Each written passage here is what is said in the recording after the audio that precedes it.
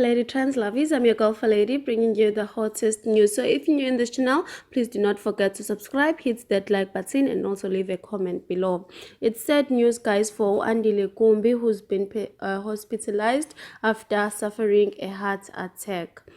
South African actor Andile Gumbi is currently fighting for his life after suffering a heart attack in Israel.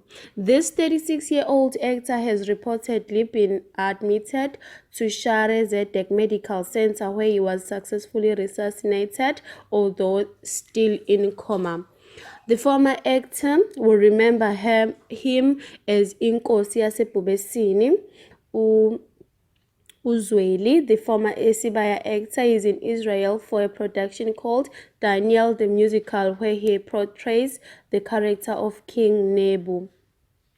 The executives from Daniel the Musical have released a statement which stated the following: Andile's condition is critical as he suddenly had a heart attack on Tuesday. We are confident that he'll receive the best medical care at the esteemed Share Zedek.